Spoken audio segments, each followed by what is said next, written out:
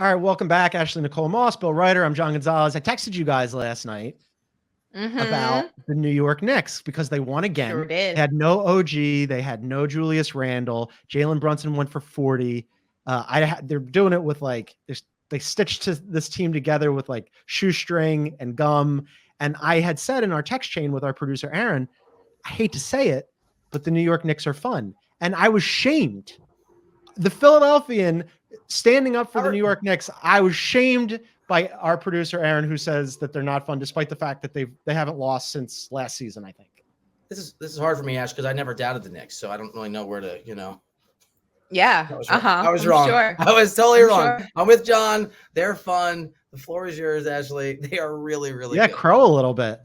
Yeah. Listen, I don't have too much bragging. I let the record speak for itself. You know my favorite saying, you are what your record says you are. But I just think that, listen, it's very impressive. Obviously, Mitchell Robinson's been out the entire season, basically. You have Julius Randle. He's going to be evaluated in 2 to 4 weeks, they said, or 2 to 3 weeks. So he's a big piece that's missing right now. But I just think that the way the Knicks are, overcompensating for 2 major losses in their rotation, in their roster, is just a sight to behold. I mean, they just look really, really good. If you watch that Pacers game last night, they were trailing most of that game. Third quarter is when everything shifted. Jalen Brunson caught fire. But again, we spoke about this when Avery was on the show. It's not just Jalen Brunson. It's a team as the whole. There's a lot of team chemistry that a lot of Knicks fans, myself included, were fiending for in past seasons. That ball is constantly moving. Everyone gets a shot. Everyone's participating in some way, shape, or form.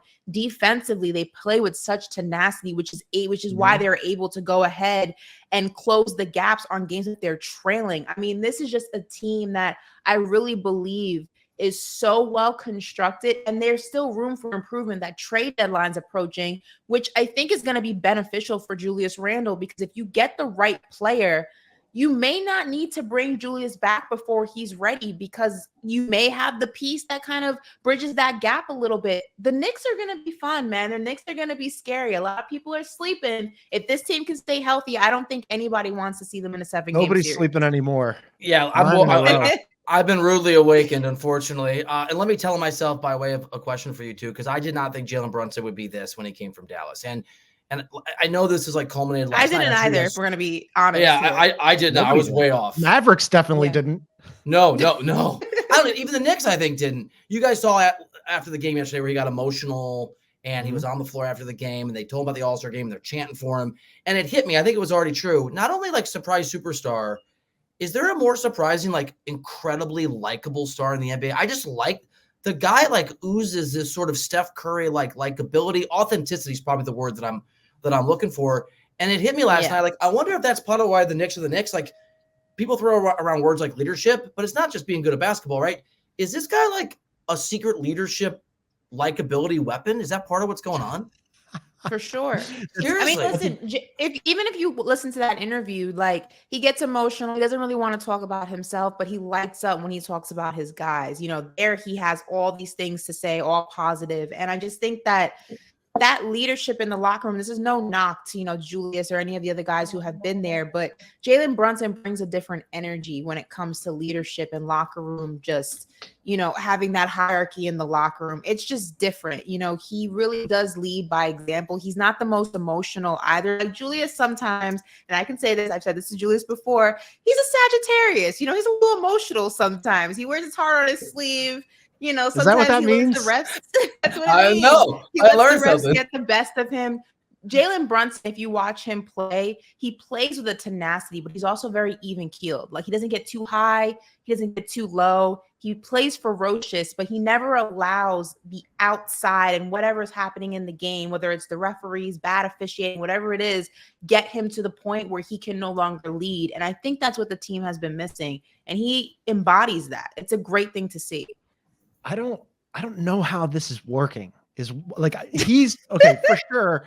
For sure, Jalen Brunson has been amazing, and Julius Randle, before he got hurt, was having obviously an all-star season. he's going to be Right. reevaluated in 2 to 3 weeks, and shoulder injuries can be tricky, but that's probably the best case scenario for them. But as I texted to you guys last night in our very fun text chain that Ashley then turned into a Twitter post to expose me Mhm. as a Sixers Mhm. fan who's like into the Knicks this year. Mhm. But they're somehow winning without OG, without Julius Randle. They're starting 3 Villanova Wildcats, 2 of whom are Dante DiVincenzo and Josh Hart. They've got Hartenstein instead of Mitchell Robinson. Archie Diacono is on the bench. They brought back Taj Gibson.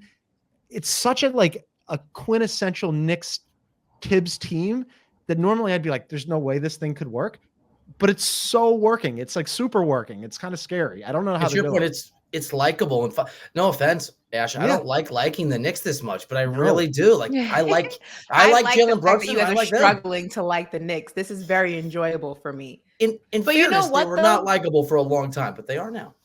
Much to your point, though, John, of how it's not, you don't know how it's working. I think everything you said is the reason that it's working. I mean, you have the Villanova connection. Those guys know each other in some way, shape, or form. You know, that's a chemistry that's already in existence. Taj Gibson, born and raised in New York City, Brooklyn kid, you know, he has a relationship with the Knicks that are currently there. Also the organization, also the fan base. Obviously, Julius Randle has been there. Jalen Brunson has just been welcomed with open arms. There's a lot of intangibles that this roster has that, yeah, maybe on paper you're not understanding how it works, but I think people sometimes overlook the power of chemistry, and this team has chemistry. They do. And that it shows when they're not winning the way that they want to, how they're able to bond and band together and go ahead and win games and pull out these wins when they're in a deficit, when they're when they're backed up, early in the game. It's all chemistry rooted. And I think you can't overlook that, and you can't really go ahead and just push that to the side. I think that's the biggest part of this team. I keep looking at the standings, and as I mentioned to you guys, the Knicks are now a half game out of second place.